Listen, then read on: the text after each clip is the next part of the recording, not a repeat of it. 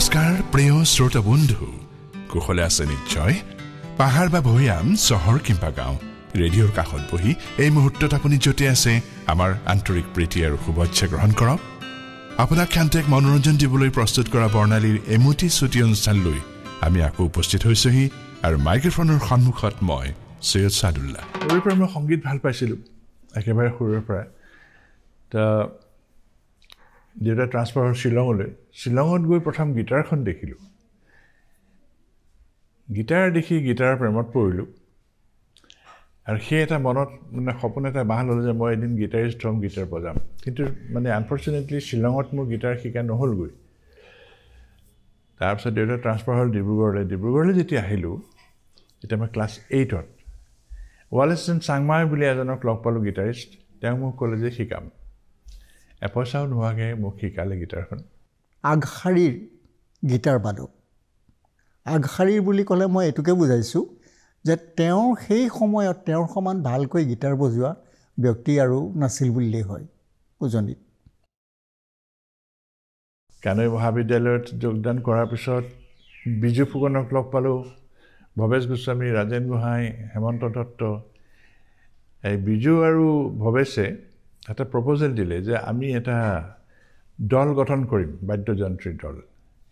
ভৱেশে নাম দিলে দ্য কুইভাৰ্ছ আৰু বিজু আৰু ভৱেশ দুয়ে গ'ল কলকাতালৈ গৈ কেনেকৈ কি মেনেজ কৰিলে নাজানো ড্ৰাম ছেট গিটাৰ সেইবোৰ লৈ আহিলে সেইখিনি সময়তে দ্য কুইভাৰ্ছৰ আমি প্ৰথম অনুষ্ঠান পৰিৱেশন কৰিছোঁ কানৈ মহাবিদ্যালয়ৰ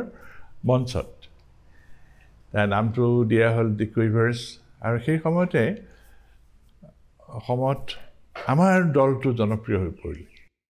প্ৰথম যিটো পাৰফৰ্মেঞ্চ আমাৰ কানৈ মহাবিদ্যালয়ত কুইভাৰ্ছ গঠন কৰাৰ পাছত আমি নাহৰ ফুলে নোহোৱাই সেই গীতটো বজাইছিলোঁ নাহৰ ফুলে নোহোৱাই তগৰ ফুলে খুৱাব এই গীতটো আমি এতিয়া বাদ্যযন্ত্ৰত বজাইছিলোঁ 1968 চনৰ 16 ফেব্ৰুৱাৰীত ডিব্ৰুগড় অনাতাঁৰ কেন্দ্ৰ স্থাপিত হয় 1969 চনত সৈয়দ সাদুল্লাই এই কেন্দ্ৰত ঘোষকৰ অস্থায়ী চাকৰিত যোগদান কৰে সেইদিনা আমি আমাৰ কুইভাৰ্ছ দলটোক আমন্ত্ৰণ জনাইছিলে তালৈ মানে যিদিনা আৰম্ভ হৈছে opening 100 miles for 100 miles 100 miles 100 miles শ্বিলঙলৈ গৈ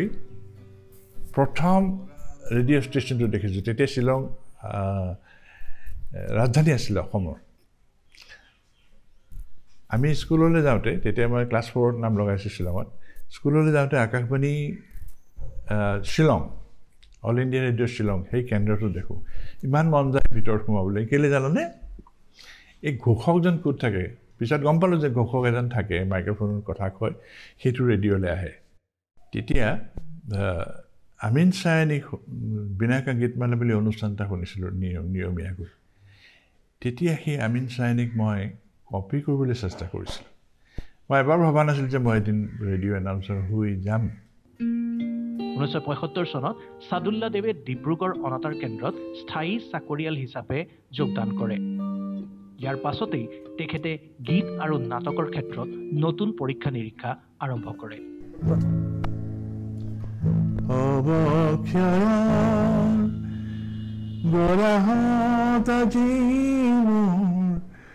অস্তিত্ব সংশয় সংকাৰ দংশন জৰ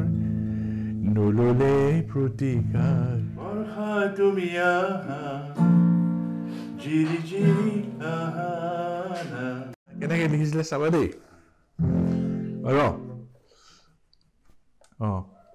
আকৌ গাচোন লা লা লা লা লা লা লা লা লা লা লা লা লিখিলে বেলি লহিয়ালে হাতটো ভাগিলে ভাগ হৈ গ'লগৈ ঘৰলৈ বোল বান্ধ ঘৰলৈ বোল বেহানি সামৰি ঘৰলৈ বোল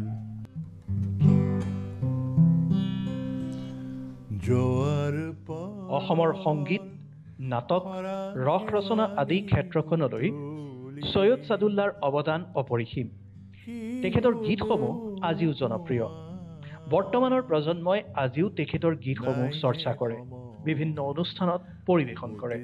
তেখেতৰ নাটকৰ কথা, খুহুতীয়া ৰস ৰচনাসমূহৰ কথা আজিও আলোচনা হয়। এয়াই সৈয়দ ছাদুল্লাৰ সৃষ্টিৰ সফলতা। হৰা শেৱালি বুটলি কি হ'ব কোৱা,